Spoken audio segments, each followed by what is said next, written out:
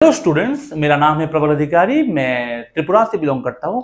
मैं क्वांट का फैकल्टी हूँ। पिछले प्रैक्टिस कर रहा हूँ मैं बैंकिंग रिलेटेड क्वेश्चंस पिछले करीब 12-13 साल से, और क्वांट का फैकल्टी करीब 3.5-4 साल से क्वांट का फैकल्टी हूँ। मुझे लगता है मैं कुछ कंट्रीब्यूट कर सकता हूँ सोसाइटी में, इसलिए मैं तो बेंगलुरु टीचर हूँ, मैं बांग्ला में पढ़ाता हूँ, लेकिन मैं चाहता हूँ कि थोड़ा कंट्रीब्यूट कर सकूँ सोसाइटी में, और मुझे लगता है कि मैं कर सकता हूँ। उस वजह से मैं क्वांट पढ़ाना शुरू किया हिंदी में। लैंग्वेज की थोड़ा प्रॉब्लम हो सकता है तो थोड़ा एडजस्ट कर लेना, ठीक है।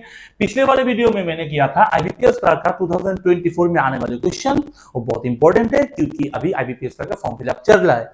जो लोग अभी तक फॉर्म फिलअप नहीं किए हो, फॉर्म फिलअप जरूर कर लेना। मोस्ट इंपॉर्टेंट एग्जाम है। कोई भी स्टूडेंट अगर बैंक के एग्जाम की प्रिपरेशन कर रहा है ना, उसका आईबीपीएस के एग्जाम पीओ हो या क्लर्क हो, एसबीआई पीओ हो या क्लर्क हो, ग्रामीण बैंक पीओ हो या क्लर्क हो, जो बोला जाता है आरआरबी, वो उसका पीओ हो या क्लर्क को जरूर जरूर देना चाहिए। वो 6 एग्जाम जरूर देना चाहिए। आईबीपीएस क्लर्क का फॉर्म फिलअप करीब 1 तारीख से शुरू हुआ, करीब 21-22 तारीख तक चलेगा। तो फॉर्म फिलअप जरूर करना, और साथ ही में प्रीवियस ईयर में कौन सा क्वेश्चन आया था वो मैं करवा रहा हूं, ताकि आपको थोड़ा अंदाजा मिल सके कि किस टाइप का क्वेश्चन आ रहा है एग्जाम। ओके, अभी मैं जो पिछले वाले वीडियो में जो फर्स्ट वीडियो अपलोड किया था उसमें मैंने 2024 में आने वाले क्वेश्चन किया था। आज मैं कर रहा हूँ 2023 में आने वाले क्वेश्चन। बहुत इंपॉर्टेंट है, बहुत ही ज्यादा इंपॉर्टेंट है प्रीवियस ईयर क्वेश्चन। तो शुरू करते हैं। शुरू करने से पहले एक बात बता दूं कि जो जो क्वेश्चन सामने आएगा पहले पॉज करके क्वेश्चन को खुद करने की ट्राई करो, देखो कि कैसे हो रहा है, उसके बाद मेरा वीडियो देखना। ओके, और कमेंट सेक्शन में जरूर कमेंट करना कि आंसर्स क्या है, उसका सीक्वेंस है क्वेश्चंस का, और साथ ही में मोस्ट इंपॉर्टेंट चीज ये है कि कौन सी स्टेट से प्रिपरेशन कर रहे हो और कौन से एग्जाम के लिए प्रिपरेशन कर रहे हो। देखो, पहला क्वेश्चन है the length of rectangle is 12 centimetre. The length of rectangle is 12 centimetre and the side of the square. देखो, पहले बना देता हूं इसको। हाँ, पहले इसको बना देता हूं। यह है rectangle. Length of the rectangle is 12, ये है 12 length, and side of the square is 14 centimetre less than the sum of the length and breadth of the rectangle. इसको पकड़ लो बी, ब्रेथ। अब बोला गया है कि जो कोई भी एक स्क्वायर है, स्क्वायर का जो साइड है ना, स्क्वायर का जो साइड है, स्क्वायर का जो हर साइड इक्वल होता है, स्क्वायर का साइड है वो 14 centimetre less sum of the length and breadth of the rectangle. अब रेक्टेंगल का लेंथ और ब्रेथ का सम क्या है? 12 प्लस बी। तो ये 12 प्लस बी से 14 कम है, तो 12 plus B minus 14, that means B minus 2। ये सुन लो, अरे 12 प्लस बी माइनस 14, तो बी माइनस 2 नहीं है, और हर साइड इक्वल है, ये बी माइनस 2, हर साइड बी माइनस 2 है। The perimeter of the rectangle is 16 centimeter more than the perimeter of the square. Perimeter means what? Perimeter means boundary. Okay, boundary. तो इसका boundary क्या है? ये है बी, ये बी, 12 12 12 12 24, बी 2b। तो question है, इक्वेशन है the perimeter of the rectangle. तो रेक्टेंगल पेरीमीटर क्या है? 2b प्लस 24 24 इक्वल्स टू, क्या बोला गया? Perimeter of the rectangle is means equals to 16 more means 16 plus then the perimeter of the square. Square के perimeter के से 16 ज्यादा है। स्क्वायर के पेरीमीटर कितना है? इधर भी B minus 2 B minus 2 B minus 2 B minus 2, तो 4b मिला के 4b माइनस 4 2 मिला के 8, तो माइनस 8 हो गया। देखो, तो 4b से 2b चला गया 2b, ठीक है, और 16 से 8 चला गया 8, 24 से 8 चला गया 16, ठीक है। अब b इक्वल्स टू 8।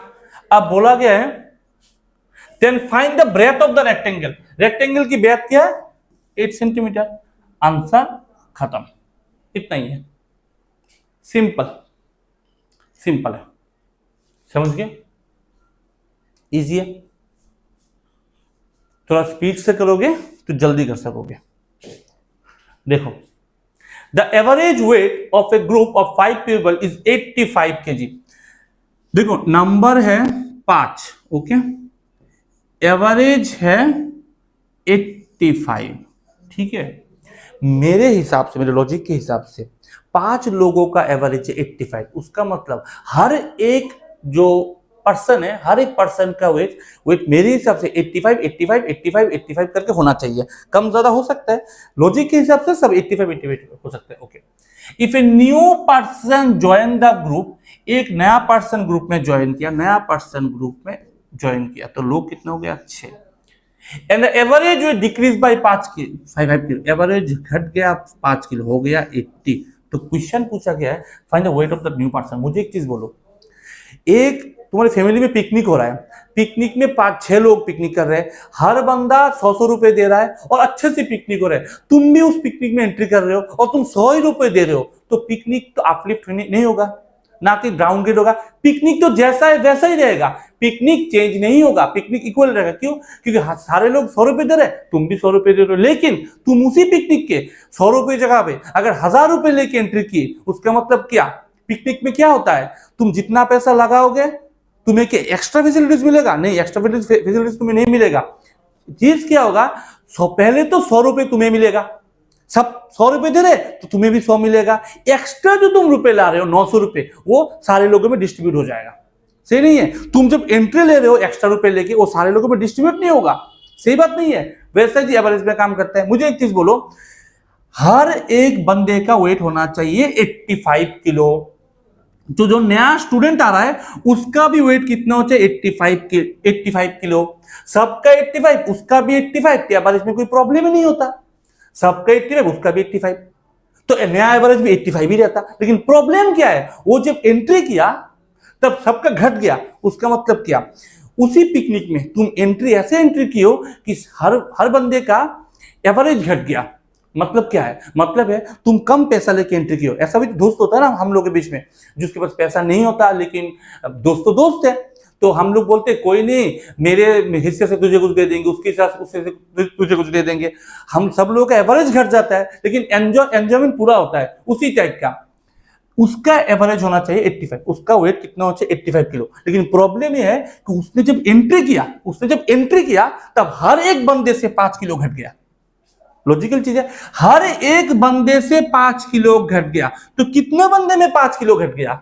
6 बंदों में से 5 किलो घट गया। नहीं, 6 बंदों में से, मतलब होना चाहिए 85, लेकिन 5 6 30, तो उसका वेट कितना है 55 किलो। कम है, इसीलिए तो उसने एंट्री करने के बाद सारे लोगों का एवरेज घट गया। सिंपल लॉजिक, 85 होना चाहिए, लेकिन प्रॉब्लम क्या है 85 नहीं होगा। क्यों? क्योंकि हर एक बंदे में से उसने 5-5 ले लिया। कितने में से लिया? 6 लोगों में से लिया, वो खुद इंक्लूडिंग वो बंदा। ओके, इंक्लूड 5 नहीं 6 लोगों में से, तो कितना ले लिया 30 ले लिया, तो टोटल उसका वेट कितना है 55 है। ये है लॉजिक। ओके, नेक्स्ट ये वाला क्वेश्चन पहले खुद ट्राई करो, देखो कर सकते हो कि नहीं। अगर कर सकते हो दैट्स अ गुड थिंग, और कमेंट सेक्शन में कमेंट करो। ओके, इसके बाद देखो, A alone can do complete work in 40 days. ये जो है ए 40 डेज में एक काम को कंप्लीट करता है। ए और बी मिलके complete 1/4 work in 3 days. 1/4 work in 3 days. मुझे एक चीज बोलो, आधा वर्क किसी ने 5 दिन में किया तो पूरा वर्क कितने दिन में करेगा? 10 दिन में नहीं करेगा। तो लॉजिक क्या है, आधा वर्क किया 5 दिन में, पूरा वर्क 5 इंटू, इसको उल्टा करके लिख लो 2/1। वैसे ही 1/3 काम अगर हुआ, 1/4 काम अगर हुआ 3 दिन में, पूरा काम इसको घुमा दो तो 4 इंटू 3 12। अब इससे इक्वेशन बनाओ। कैसे बनाओगे? ऐसे करोगे कि इसको बोला जाता है टाइम, वर्क डन, कैपेसिटी। 12 और 40 का एलसीएम कितना होता है? क्या पकड़ो? 60 पकड़ लो। मैं 60 पकड़ूंगा। अब 60 क्यों पकड़ूंगा? देखो, सारे लोग क्या करते हैं, कोई भी स्टूडेंट जो क्या करते हैं 40 और 12 के एलसीएम लेते हैं, 120 लेगा। गारंटी में बोलता हूं 120 ही लेगा। क्यों? क्योंकि 120 ही एलसीएम होता है। लेकिन मैं 60 ले रहा हूं। क्यों? देखो, पहली बात एक चीज समझ लो, टाइम के एलसीएम करने से वर्क डन निकलता है, और एक फॉर्मूला होता है work done equals to capacity into time. तो कैपेसिटी होगा क्या होगा? Work done upon time. तो तुम्हें क्या करोगे, 60 को 40 से डिवाइड करोगे, क्या होगा, 1.5 होगा, 1.5 और इसमें होगा 5, नहीं, तो ए का वैल्यू 1.5 है, तो बी का वैल्यू कितना है, 3.5 है।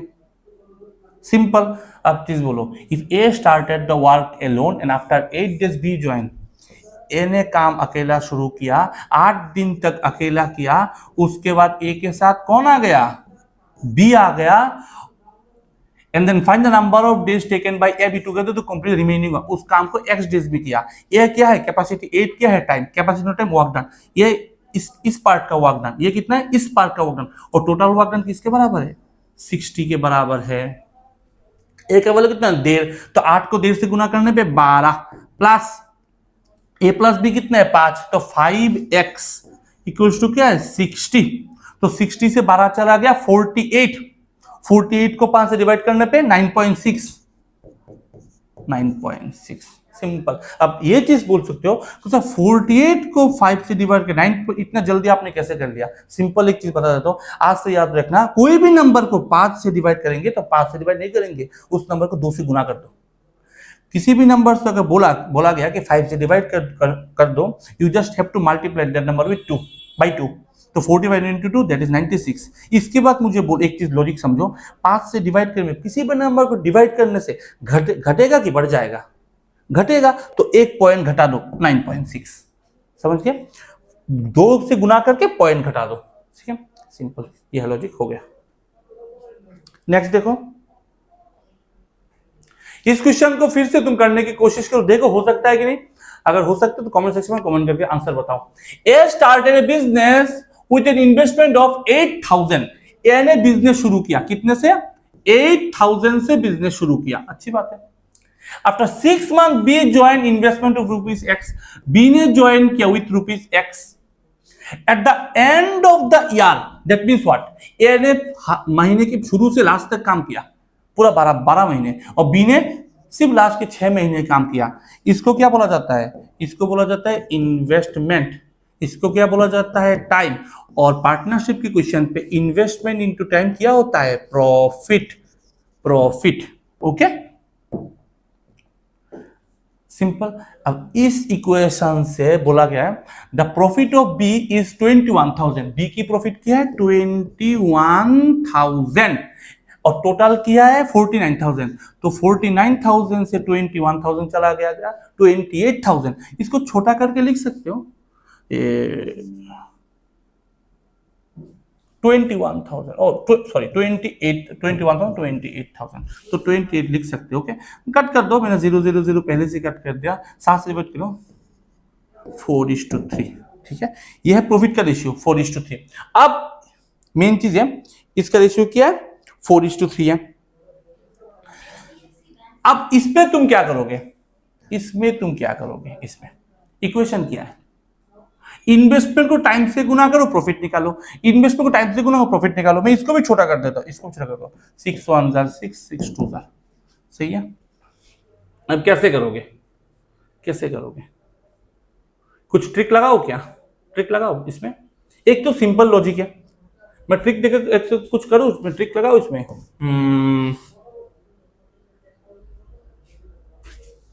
एक चीज समझ लो, मैं सिंपल लॉजिक समझाता हूं, सिंपल लॉजिक से, इन्वेस्टमेंट को टाइम से गुना करके प्रॉफिट निकालना है, टाइम है 2, प्रॉफिट है 4, 2 को कितने से गुना करने पे 4 निकलेगा, 2 से गुना करने पे, अच्छी बात है, चलो, और 1 को कितने से गुना करने पे 3 निकलेगा, 3 से गुना करने पे, मतलब इन्वेस्टमेंट का रेशियो 2:3 होगा।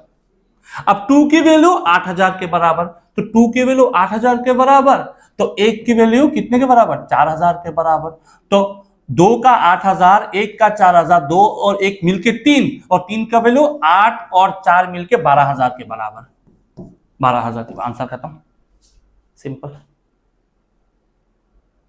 सिंपल, समझ गए। अभी नेक्स्ट क्वेश्चन देखो,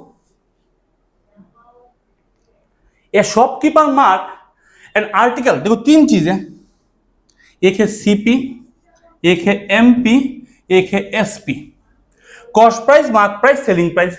जिस प्राइस से शॉपकीपर ने खरीदा, जिस प्राइस में बेचा एसपी, और जिस प्राइस में शॉपकीपर रेट है उसका रेट उसने फिक्स्ड किया, उसको बोला जाता है एमपी और एमआरपी। ओके, शॉपकीपर ऐसा नहीं है कि जिस प्राइस में उसने उस प्राइस को फिक्स किया उसी प्राइस पे उसको बेचेगा, ऐसा नहीं है, उससे घटकर बेच सकता है डिस्काउंट मार के। ओके, तो याद रखना, ए shopkeeper mark an article 40% above cost price। 40% means what? 40% means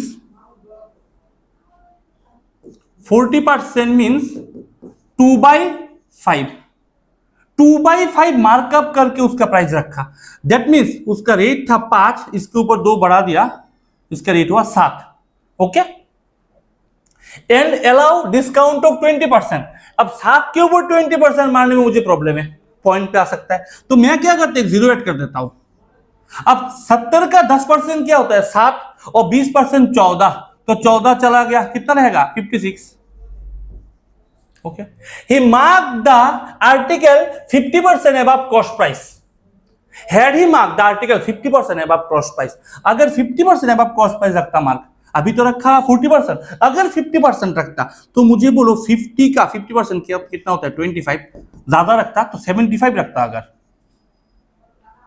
अगर और डिस्काउंट देता 12%, अब 75 के ऊपर 12% डिस्काउंट कितना होता है, 75 का 12%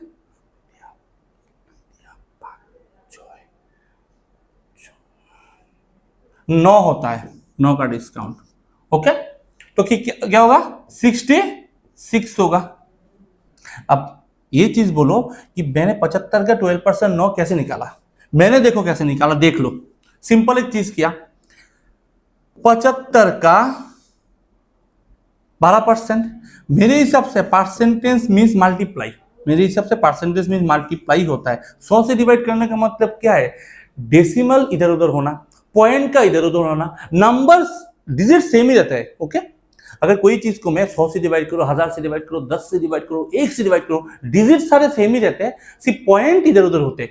ओके, तो कोई भी नंबर को 75 से कैसे मल्टीप्लाई करते हैं, इसका ट्रिक समझ लो। नंबर को 2 से डिवाइड कर दो, 15 से गुना कर दो, सिंपल।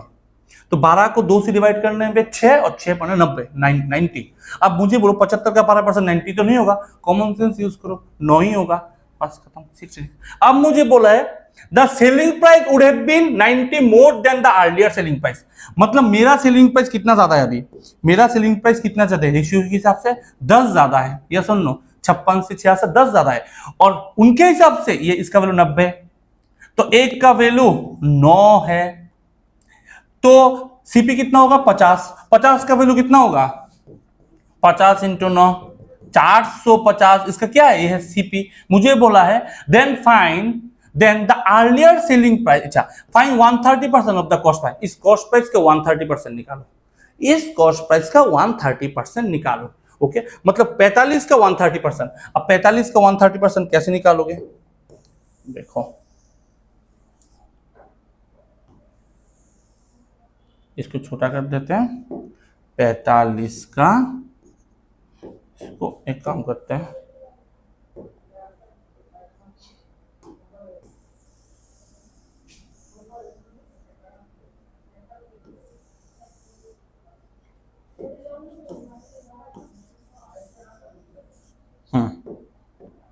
अब 45 का 135, 44 50 का 130%, चलो सही है, 130 बाई 100, 0 0 0 0। एक तो ऐसा करके कर सकते हो, दूसरे मल्टीप्लाई करके, दूसरा कैसे कर सकते हो, देखो दूसरा कैसे कर सकते हो, 450 का 130% ना, 130% मीन्स क्या 100% और 30%, ये सुन लो, 450 का 100% 450, और 450 का 30% मीन्स क्या, अरे 450 का 10% क्या है 45 है 45, 10% क्या होता है 45, तो 30% 40 3 गुना 135, तो 135 प्लस करने में क्या होता है 585। इसको तुम दिमाग में कर सकते हो, पूरा का पूरा इक्वेशन को दिमाग में कर सकते हो, इसको ये इस वाले पार्ट को मैं समझाने के लिए लिख रहा हूं। ओके, सिंपल है। अच्छा लगे, अच्छा ही लगे तब भी वीडियो को सब्सक्राइब करना, चैनल को सब्सक्राइब करना, वीडियो को लाइक और शेयर जरूर कर देना दोस्तों के साथ। ओके, वीडियो के नीचे लिंक में मैंने टेलीग्राम का चैनल का लिंक दिया मैंने। इसके अलावा इस वीडियो का जो पीडीएफ है वो भी अपलोड कर दूंगा। ठीक, ए बोर्ड कवर्स, इस क्वेश्चन को देखो, खुद करने की ट्राई करो, इसके बाद पॉज करके खुद करने की ट्राई करो, इसके बाद आके वीडियो को देखो, कमेंट सेक्शन में कमेंट करो इसका आंसर क्या है। A boat cover 54 kilometre distance in upstream in 9 hour, that means distance क्या है, अच्छा अपस्ट्रीम स्पीड क्या होगा, तो अपस्ट्रीम स्पीड क्या होगा, स्पीड का फॉर्मूला क्या है, डिस्टेंस अपॉन टाइम। डिस्टेंस क्या है 54 और टाइम क्या है 9 आवर, तो यू का वैल्यू क्या है 6। अच्छा, यू का वैल्यू है 6, ठीक है। Next, and the same boat covered 60 kilometre distance downstream. अब डाउनस्ट्रीम स्पीड क्या होगा, स्पीड तो स्पीड ही है, स्पीड का formula distance upon time. Distance क्या है 60, कितने टाइम में 5, तो 12 हो गया। अब मुझे पूछा गया है then find the ratio of the speed of the boat in still water speed of the stream. कितना सिंपल क्वेश्चन है, एक्स और वाई का रेशियो पूछा गया। मैंने खुद से क्वेश्चन नहीं बनाया, ये सारे क्वेश्चन मेमोरी बेस्ड क्वेश्चन है, 2023 में आने वाले क्वेश्चन है। देखो आया है सब सारे क्वेश्चन। अब देखो कैसे करेंगे इसको, सिंपल चीज है। एक्स का फॉर्मूला क्या है, कल मैंने बताया था पिछले वाले वीडियो में, डी प्लस यू बाई 2, ये कितना डी माइनस यू बाई 2, तो 6 और 12 को प्लस करने पर 18/2 9, और 12 से 6 गया तो 6/2 कितने होते हैं 3, तो 1:3, मतलब 3:1 आंसर, 3:1 खत्म, इतना ही है, सिंपल है, समझ गए। इसी इक्वेशन से करना, अब तो दिमाग में कर सकते हो, इतना लिखने की जरूरत भी नहीं है, मैं समझाने के लिए लिख रहा हूं। ओके, नेक्स्ट क्वेश्चन देखो, इसको करने की कोशिश करो खुद से, बाद में आके आंसर देखना। ओके, वीडियो और कमेंट सेक्शन में जरूर कमेंट करना। देखो, x years hence the ratio of the age of A to B 7:5। अच्छा, मतलब ए और बी के रेशियो क्या है 7:5 है। कब है, एक्स ईयर हेंस, एक्स साल बाद, अच्छी बात है। और x plus 4 year hence the ratio of the A to B 4:3, अच्छी।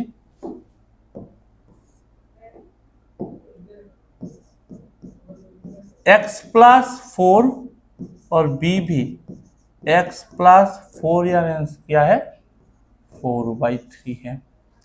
ए का प्रेजेंटेज कितना है 26 है, ए का प्रेजेंटेज कितना है 26 है, तो बी का प्रेजेंटेज कितना होगा 26 से कम ही होगा। अब सारा वैल्यू कम है, ठीक है ना। अब कैसे करोगे इसको, एक तो मल्टीप्लाई के क्रॉस मल्टीप्लाई कर सकते हो, एक तो ये है, इसके अलावा क्या कर सकते हो, सोचो क्या कर सकते हो। मेरे दिमाग में क्या घूम रहा है, सिंपल चीज घूम रहा है कि 26x, ध्यान से देखो 26x वैल्यू है, उसके साथ किसी एक वैल्यू को प्लस करने पे वो 7 का मल्टीप्लाई होगा, यस और नो। 26 को किसी नंबर से प्लस करके 7 का मल्टीप्लाई, 26 को किस नंबर से प्लस करने पे 7 का मल्टीप्लाई होगा, सबसे नियरेस्ट नंबर कौन सा है 2, तो 26 और 2 मिलकर कितना होता है 28, जो 7 का मल्टीप्लाई है। और 26 और 2 28 नहीं होता, ये दोनों में 28 नहीं होता, जो 7 से 4 गुना होता है। तो इसमें भी तो x का वैल्यू 2 है, ये भी 2 है। अब b का वैल्यू उसके हिसाब से कितना होगा, अगर 7 को 4 से गुना करने पे 28, 5 को 4 से गुना करने पे कितना होगा 20 होगा, तो यहाँ कितना हो गया 18 नहीं होगा, b का वैल्यू 18 को 2 से प्लस करने पे 20 होगा। मैंने इसको सेट कर लिया, अब इसको इसमें पुट करेंगे, अगर सेम इसमें रेशियो आ गया तो आंसर मिल गया मुझे, नहीं तो नेक्स्ट वाले को ट्राई करेंगे। देखो मेरे हिसाब से a 26 से b 18 है, तो बनाओ ना, a को 26 रखो, b को 28 रखो, x तो 2 ही है, 4 और 2 6 रखो, इसमें 4 और 2 6 रखो, तो इसमें होता है 32, इसमें होता है 18 है, सॉरी 18, इसमें होता है 26 से 32, इसमें 24, 4 से डिवाइड 4 7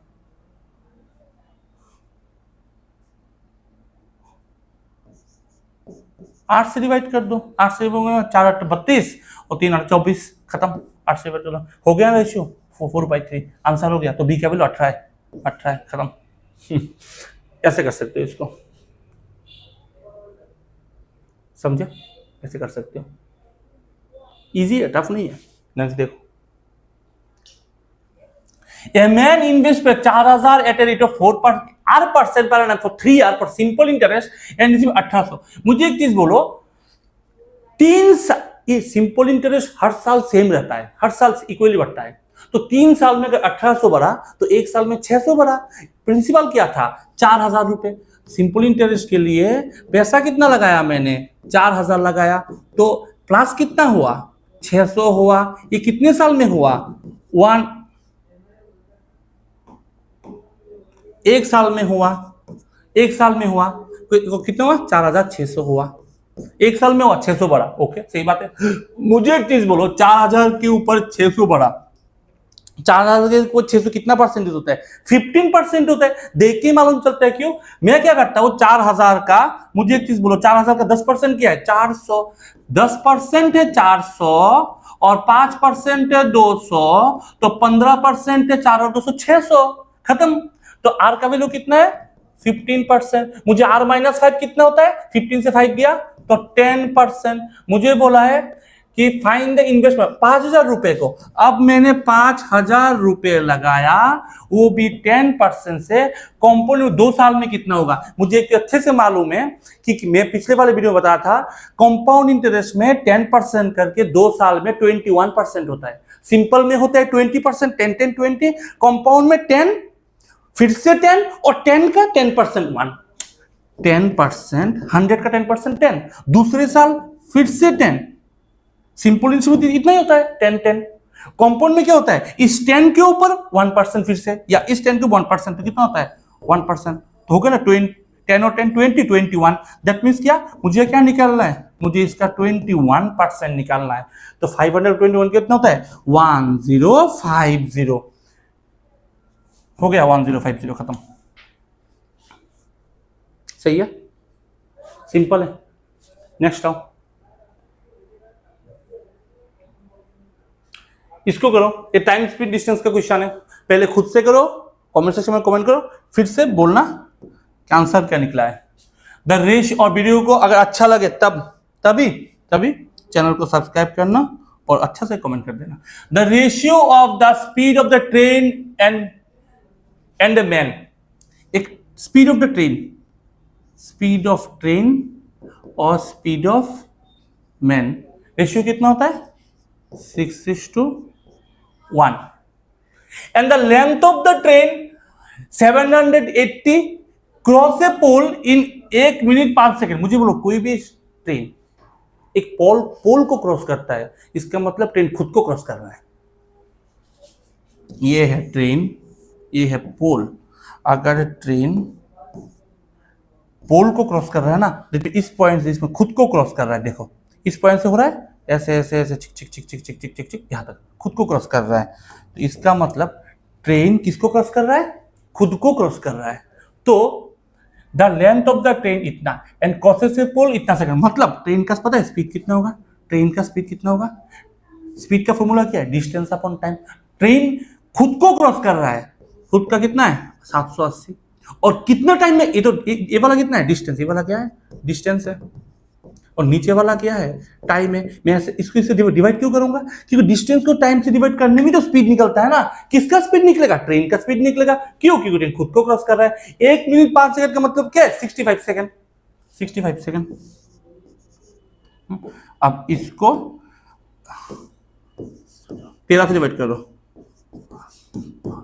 12। ट्रेन का क्या है? 12। 6 का वैल्यू अगर 12 है, 2 से गुना करके हुआ। 1 का वैल्यू भी 2 से गुना करके 2 हुआ। तो मैन का स्पीड और ट्रेन का स्पीड निकल गया। इसके बाद बोला है how much time will the man cross इतना मीटर लॉन्ग प्लेटफॉर्म।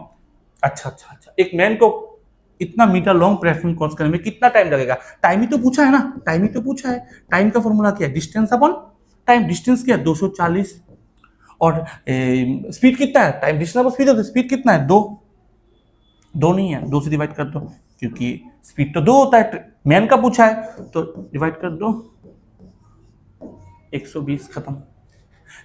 मैं तुम लोगों को लिखवा के कर रहा हूं ताकि आसानी हो, तुम लोग आराम से कर सकते इसको, बहुत कम लिख के। समझ गए? एग्जाम में करोगे तो 35 to 45 सेकेंड में आराम से हो जाएगा। सही है। नेक्स्ट देखो, in a vessel water is 40% of the milk. Mixture question है, milk water in a vessel 40% of the vessel water 40% of the milk. Water milk के 40% मीन्स व्हाट, ये अगर 5 हुआ तो ये होगा 2, 5 में 2 40% होता है। Okay, When 28 litre of mixture is taken out, अगर मैं 28 लीटर मिक्सचर को आउट किया and 10 litre of water added mixture. अच्छा, अगर इसमें मुझे एक चीज बोलो, एक बॉक्स में व्हाइट कलर है, एक बॉक्स में रेड कलर है, मैंने रेड और व्हाइट को मिला के पिंक कलर बनाया और पिंक कलर बना दिया मैंने। अब इसमें ब्रश में मैंने लगाया, तो प्लेट में कौन सा कलर है, पिंक, ब्रश में कौन सा कलर है, पिंक। मैं इसको पेंट कर रहा हूं बोर्ड में, वो कलर कौन सा है, पिंक। याद रखना, बोर्ड में प्लेट में भी पिंक है, मेरी ब्रश में भी पिंक है और बोर्ड में भी पिंक है। दैट मीन्स व्हाट, जब मैं जितना भी इसका रेशियो निकाल लूं, जितना भी क्वांटिटी इसका निकाल लूं, वो व्हाइट और जो रेड का रेशियो है ना, वो हमेशा सेम रहेगा। जो मैंने निकाला उसमें भी सेम रहेगा, जिससे मैंने निकाला वो भी सेम रहेगा, जो जहां पे मैं पुट कर रहा हूं वहां पे भी सेम रहेगा। दैट मीन्स व्हाट, जो मैंने 28 लीटर निकाला उसमें भी कौन सा रेशियो में है, 5:2 में ही निकल रहा है ये। समझ के? ओके, मुझे एक चीज बोलो, पहले ये 5:2 रेशियो में था, क्वांटिटी चेंज हो सकता है, रेशियो तो चेंज नहीं होगा ना, तो बाद में भी 5:2 ही रेशियो पे, पहले भी 5:2 अभी 5:2 ही है, क्योंकि पिंक कलर से पिंक निकल रहा हो, पिंक ही तो रह रहा है ना। अब देखो, अब क्या किया, 10 लीटर वाटर एडेड, इसमें मैंने वाटर ऐड किया 10 लीटर और नया रेशियो क्या बन गया, quantity of water become 60% of the milk, milk का 60%, इस 5 में से 60% 3 हो गया। मुझे चीज बोलो, इस रेशियो से, ध्यान से सुनना, बहुत इंपॉर्टेंट चीज बताने वाला हूं, इस रेशियो से इस रेशियो में जब कन्वर्ट हुआ तब एक्स्ट्रा क्या ऐड हो रहा है, मिल्क ऐड हो रहा है कि वाटर ऐड हो रहा है, वाटर ऐड हो रहा है, मिल्क ऐड नहीं हो रहा है। दैट मीन्स इसमें जो मिल्क है इसमें भी सेम मिल्क है, रेशियो में भी सेम है, ये भी 5 ये भी 5। हाँ, रेशियो में ये 2 से 3 हो रहा है, कौन सा, वाटर, लेकिन वैल्यू में 10 बढ़ रहा है, मतलब 1 का वैल्यू 10 के बराबर, तो 5 का वैल्यू 50 के बराबर, 2 का वैल्यू 20 के बराबर। Find the initial quantity of milk, initial quantity of milk कितना है, क्वेश्चन ये वाला है, ध्यान से सुनो। इसमें इस क्वांटिटी से 28 निकालने के बाद मिल्क है 50। मुझे एक चीज बोल दो, जो मिल्क है पहले ज्यादा, गारंटी ज्यादा था, ज्यादा से निकाला तब ना 50 रहा, तो आंसर 50 से ज्यादा होना चाहिए, 50 से ज्यादा ये नहीं है, ये नहीं है, ये नहीं, ये नहीं, यही वाला आंसर है। पहले तो ऑप्शन से तुम निकाल सकते हो, पहले तो ऑप्शन से निकाल सकते हो। दूसरा वाला क्या है, दूसरा वाला क्या है, 28 लीटर में मिल्क कितना है, 5:2 का रेशियो है मिल्क और वाटर का। मैं कैसे करता हूं, रेशियो में 5 और 2 का वैल्यू है 7, रेशियो का टोटल 7 है और ओरिजिनल वैल्यू 28 है, तो 1 का वैल्यू 4 है, तो 5 का वैल्यू 5 और 4 गुना करके 20 है। तब इसका मतलब क्या, मैंने मिल्क निकाला 20, तो कौन से अमाउंट से 20 निकालने पे 50 रहता है, 70 में से 20 माइनस करो तो 50 रहता है, वही वाला है आंसर। समझे? नहीं तो शॉर्टकट कर सकते हो। ठीक है, नेक्स्ट देखो। हाँ, खत्म है हम लोगों का क्वेश्चन। 2023 में जो क्वेश्चन आया था आईबीपीएस का, मैंने सारा क्वेश्चन करवा दिया। नेक्स्ट वीडियो में मैं 2022, 21, 20 सब करवाने वाला हूँ। वीडियो को लाइक कर देना, पीडीएफ के लिए नीचे देख लिंक में क्लिक करके ज्वाइन पीडीएफ डाउनलोड कर लेना, और साथ ही में टेलीग्राम चैनल जरूर ज्वाइन कर लेना ताकि आने वाले नोटिफिकेशन मिलता रहे वीडियो का। ओके, देखो हम लोग का जो, मैं पिछले 3.5-4 साल से पढ़ा रहा हूँ त्रिपुरा में, मैं बांग्ला में पढ़ाता हूँ, बांग्ला लैंग्वेज में पढ़ाता हूँ, मैथ करवाता हूँ। ओके, मैथ फैकल्टी हूँ। तो हम लोग का जो इंस्टीट्यूशन है उसका नाम है इजी वे लर्निंग क्लासेस। तो हम लोगों का खुद का एप्लीकेशन है, वो प्ले स्टोर में भी अवेलेबल है एंड्रॉयड के लिए, वो ऐप स्टोर में भी अवेलेबल है तुम्हारा एप्पल के लिए, और साथ में